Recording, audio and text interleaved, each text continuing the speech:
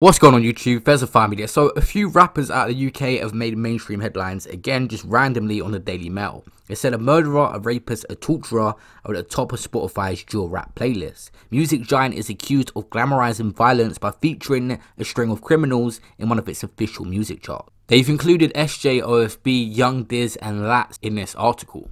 It says at least 10 of the 30 tracks on the music streaming giant Sound of UK drill playlist last week involved thugs with convictions of offences including murder, rape and torture. They said Jaden, who performs under the name SJ, is part of a group at number 1 with a track called Original Farm Boys HB Freestyle. It was streamed 5.7 million times. This video shows delighting in stabbing rivals. The thing is, when articles say stuff like this, is it glamorizing or is it expression of truly what they're going through and experiencing at that time? A lot of these rappers are coming through and at the time they are going through the stuff they're talking about. I understand there's victims in these cases where people pass away, but it's like saying this week on Netflix, they're glamorizing by putting top 10 documentaries about serial killers and what they do. It's a similar sort of concept to say that the platform is to blame. It's the same with anyone who committed crime. People like R. Kelly's music still remains on platforms. If people look at what certain people did and think, I don't want to listen to their music no more because of what they've done, they won't. But if they still do, then they do.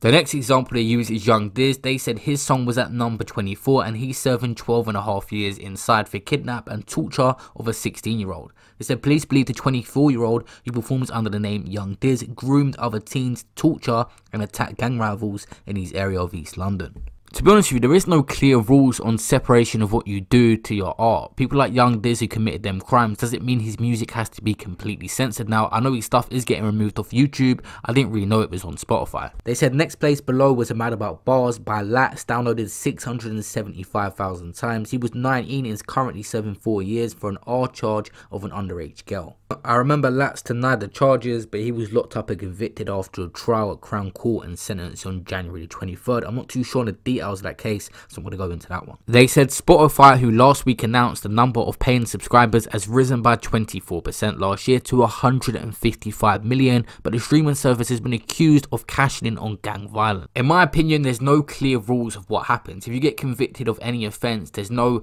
certain paperwork or document that says you have to have all your stuff removed from every single platform. There's no clear thing on the separation between your art and what you do compared to the offences and crimes you do in your outside life. So there has to be clear rules, I think, on stuff like this. And to be honest with you, as for Spotify cashing in on this, I think it's such a small percentage of the whole platform, the people that are inside that release songs compared to the whole platform, that I don't think they're cashing in on it purposely. Guys, thank you all for watching this video. As always, make sure you subscribe and press that notification bell to be updated on my next videos, and follow me on Instagram at Fesify. Drop me a message, feel free. I'll see you on the next one. Peace out.